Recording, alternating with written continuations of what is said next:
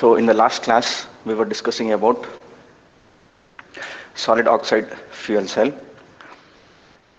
and that was the fourth type of fuel cell. And the speciality of SOFC is the electrolyte is a solid ceramic material. So because of that solid nature, there are many advantages. The fuel cell can be very compact. We can make it as thin as possible. Because of the thin electrolyte layer, the losses due to resistance can be brought down to a larger extent, and current density is high. And coming to the operating temperature, so it is classified as a very high temperature fuel cell, and the operating range is from 800 to 1100 degrees centigrade. And the electrolyte zirconia is the most commonly used electrolyte. It is doped with atria to enhance the properties, and in some cases little alumina is also added. Coming to the electrodes, the base material is still zirconia. Depending upon the type of electrode, whether it is anode or cathode, there will be other components added. In case of anode, nickel is added. So because of presence of nickel, steam reforming of fuel can take place inside the fuel cell, which is an advantage. And coming to cathode, there are examples where semiconductors are also used as electrodes. And again, there can be the base material can be zirconia itself. Excuse me. And applications: continuous power generation, grid power generation, large scale applications, usually static. So nowadays there are few examples of mobile SOFC as well, but mostly it is used for static power generation. Disadvantages: because of very high operating temperature, there is corrosion, temperature associated corrosion. That is a disadvantage. And start stop cycles are long. Startup is also long. Durability is a question. So these are some of the disadvantages. Coming to the types of SOFC, types within SOFC, so it is based on design: planar, tubular, and monolithic. Planar is like any other fuel cell. The electrodes and electrolyte are flat plates or sheets. Tubular, concentric tubes of electrodes and electrolyte are used to fabricate the fuel cell. Monolithic, the structure resembles a honeycomb, so honeycomb like structure. So these are the three variants within SOFC with respect to design. So that's about what we discussed in the last class. So a short recap. So with that, we shall proceed with the next and last fuel cell. So in this course, this is the last fuel cell about which we are going to have discussion in detail. So we may come across many other fuel cells. However, detailed discussion the way we did for the last four fuel cells. So this is going to be the last one. So this is polymer electrolyte membrane fuel cell, or proton exchange membrane fuel cell, abbreviated as PEMFC. So PEM stands for polymer electrolyte membrane or proton exchange membrane. Both are possible. So as usual, to start with, so the overview, the operating temperature. So it is close to room temperature operation, and it is some 32, 70 or 80 degrees centigrade. The examples beyond 70 are little less. Sir, your voice is breaking, sir.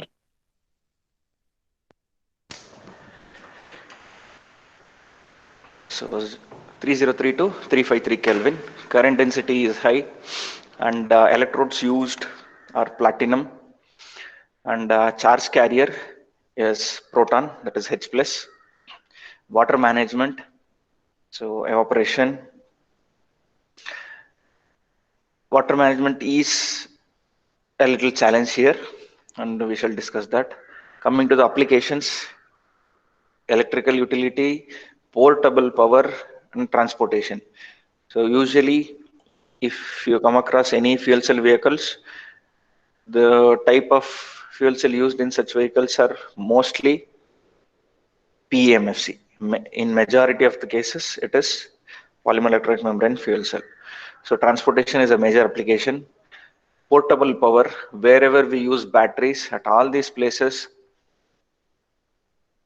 these batteries can be replaced with PEMFCs. And there are examples of electrical utility as well. Advantages: low power operation, low temperature operation, quick startup, solid electrolyte reduces corrosion. So there are no corrosion issues because of the liquid electrolyte. There are few disadvantages as well. So that is the case with every fuel cell. So here the disadvantages: the fuel should be free of carbon monoxide. So it's not actually a minimal. So it should be it should be zero. There should not be any carbon monoxide at all. And water management is a challenge. This is about PMFC, an overview. So going to the details, in the very beginning, when AFC and PAFC were used, this PMFC came into picture, and at that time the catalyst loading was pretty high. The use of platinum as a catalyst on electrodes was very high. Because of that reason, in the initial days, PMFC was considered expensive, and later the loading, so almost the loading was in terms of grams per centimeter square. Later it came down to milligrams per centimeter square. So from around 28 to 30 milligrams per centimeter square, currently it is brought down to less than 1 milligram, that is zero point 0.2 or zero point 0.5 milligrams per centimeter square of platinum. So this improvement or reduction in quantity of usage of noble metals such as platinum has drastically brought down the price of the PMFC. In the very initial stages, cost was the only issue, and it could not really compete with AFC and PAFC. When once the catalyst loading was brought down drastically, people started completely depending on PMFC, and less importance was given for AFC and PAFC. In the beginning, around say 1960s, when US was thinking of using fuel cells for space applications, there was uh, a choice between AFC and PMFC. But because of the associated cost for the first mission, uh, AFC was used. Later, in the next 10-15 years, because of improvement with respect to catalyst loading and extensive research on PEMFC, for the next mission, PEMFC was considered instead of AFC. And pioneers in membrane development are GE, General Electric. In the very beginning stages, there were many examples of membranes that were used, but from 1970 onwards, so once the General Electric came up with the Nafion, which is the well-known membrane that is used in PMFCs till date, there is no look back. From 70 onwards, the day Nafion came into market, so it is the Nafion, the membrane that is used in a PMFC, and it was invented by General Electric. Are you still able to see the presentation? Yes, Yes, sir. sir. Okay,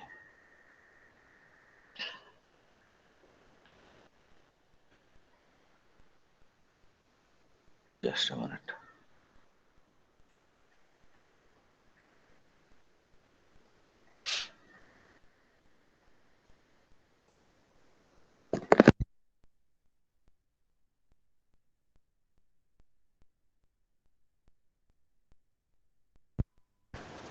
Okay, looks like there is some issue with the PowerPoint. Anyways, until it gets sorted, I will just continue. So the membrane that is used is Nafion, and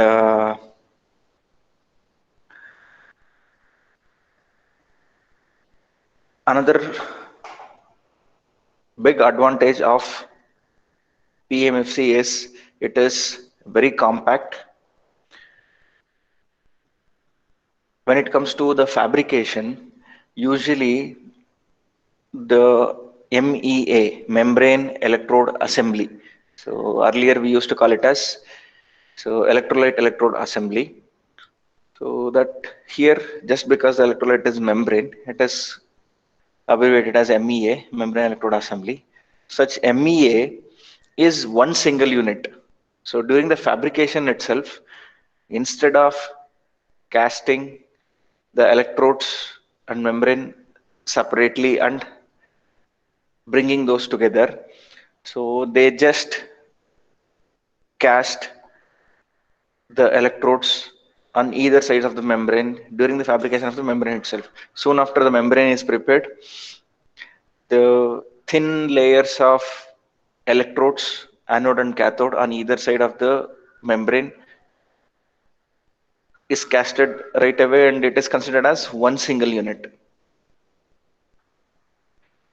Because of that reason, the fuel cell can be very compact, and even if you consider the stack, a module of 16 to 26 fuel cells can be as thin as just a notebook.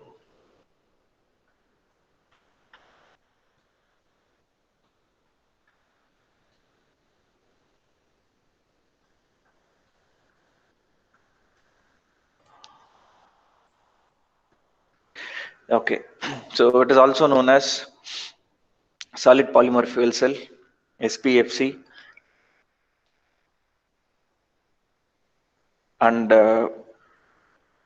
so initial trials were started somewhere in 1960s. And electrolyte is an ion conduction polymer which has the ability to conduct protons. Porous catalyzed electrode is bonded on each side. So as mentioned, so It is fabricated in such a way that it is just one unit. And the anode, electrolyte, cathode assembly, which is MEA, is one item. And MEAs are connected in series using bipolar plates. So here bipolar plates will come into picture. So do you still remember the two uh, fuel cells where bipolar plates are not used? Are you able to recall?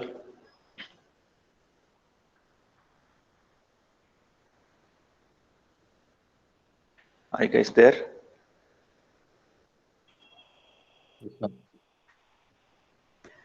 So one is AFC.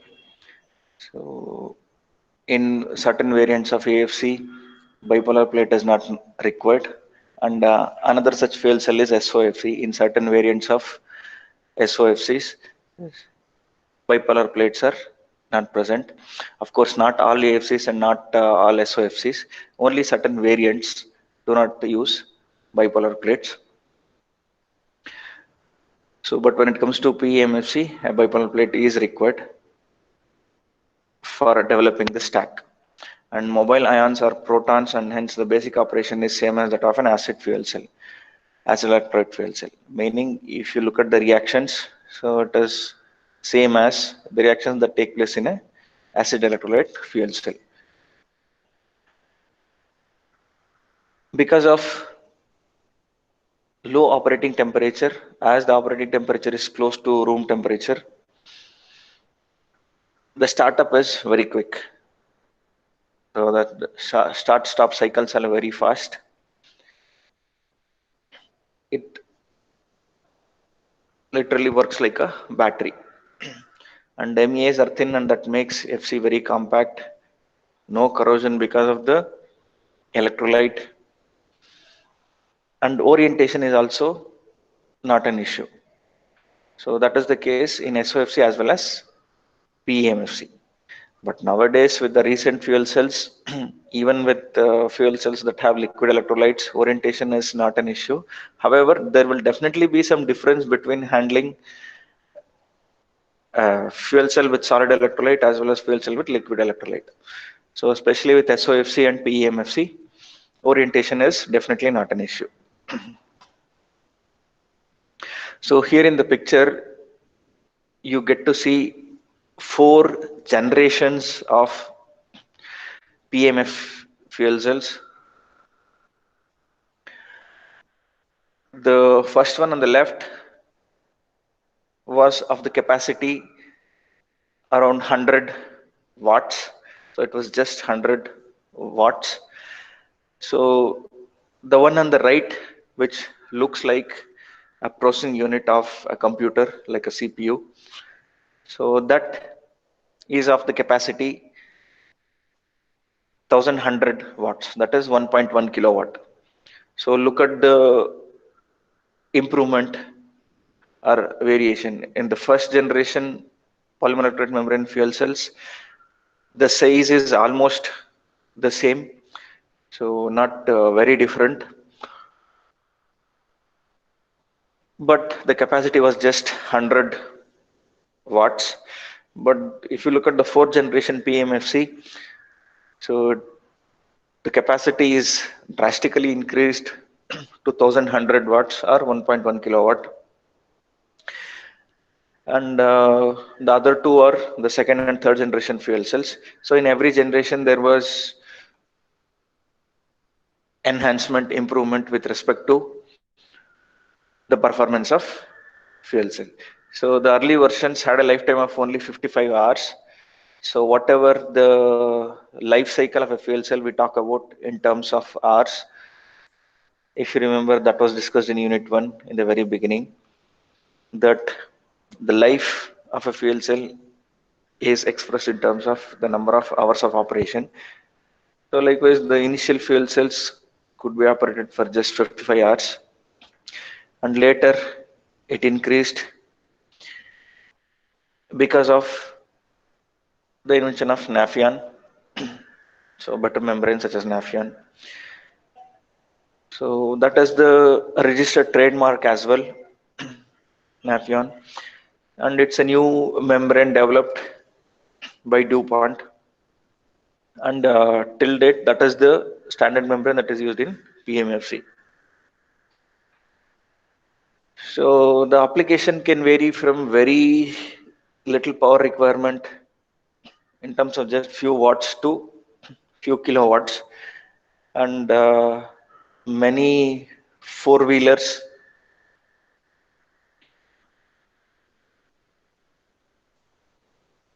are mostly powered by the PMFC. And I'm not sure whether I have mentioned this before or not. Tata Motors, in collaboration with ISRO, had come up with a bus that is operated with fuel cell.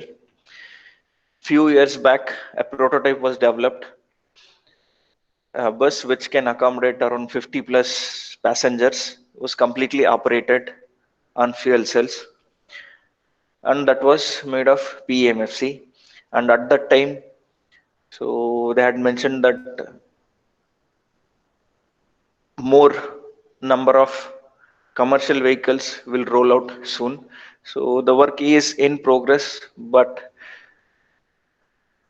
the pace is a little slow. But it was completely developed in India, and the fuel cell used was PMFC, and it was powered by hydrogen gas, and hydrogen gas was stored as compressed gas in cylinders, and those cylinders were placed on top of the bus.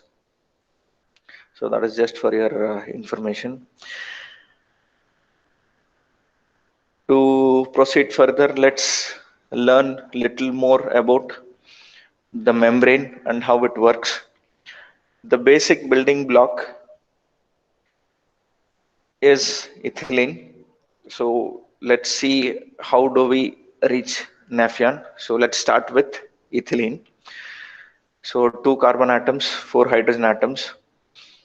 So a polymer of ethylene is polyethylene, which you can see on the right besides the ethylene molecule. So this is ethylene, and if a polymer is made out of ethylene, it is polyethylene. This is how it looks like. And when all the hydrogen atoms in polyethylene are replaced by fluorine F, so then it becomes, in case of ethylene, when all the four hydrogens are replaced, it becomes tetrafluoroethylene. And if a polymer is made out of that tetrafluoroethylene, we get PTFE, that is polytetrafluoroethylene. So where all the hydrogen atoms are replaced with fluorine atoms. So now with PTFE as starting material, if the sulfonic groups are added to this PTFE chain, so that becomes sulfonated PTFE, which is nothing but naphthalene. So sulfonated fluoropolymers, usually fluoroethylene, is used, so which is nothing but naphthalene. So that such electrolyte or membrane is fabricated by substituting fluorine for hydrogen in polyethylene, and the process is known as perfluorination. When all the hydrogen atoms, all four hydrogens are replaced with fluorine, that becomes tetrafluoroethylene. Polymer of tetrafluoroethylene is PTFE. Sulfonated PTFE is naphthalene. Okay, so what are the advantages of this membrane? How does it conduct protons, or how can it be used as electrolyte? Usually this PTFE is hydrophobic. That is an advantage with respect to water management. So the moment water is formed, so it is repelled by the hydrophobic membrane. So segregating or taking out water is easy.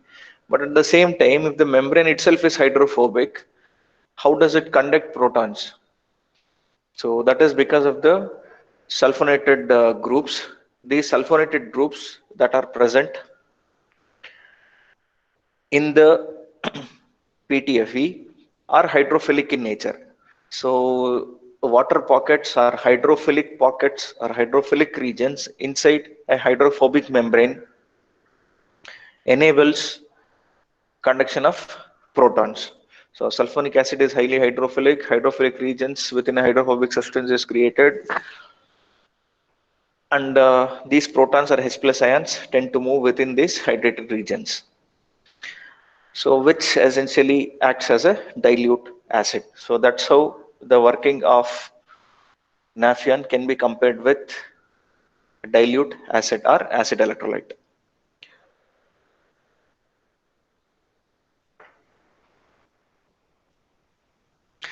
So these materials are chemically resistant, so have high resistance, chemically and mechanically strong, and it is easy to fabricate such membranes in the form of thin films, usually acidic in nature, and can accommodate water. That means large water pockets can be easily created within the membrane, which facilitate the flow of protons. So this is how the membrane looks like, the picture on the right. So look at the membrane, how compact and thin it is. On the left, we see the network, the polymer network. Inside the polymer network, the water pockets can be seen. So water collects around the clusters of hydrophilic sulfonated regions, which facilitate the flow of protons. And this is a schematic representation. This is how the hydrophilic pockets inside a hydrophobic membrane looks like. And the thickness of the membrane can be as low as within microns. So a 40 micron thickness membrane is common.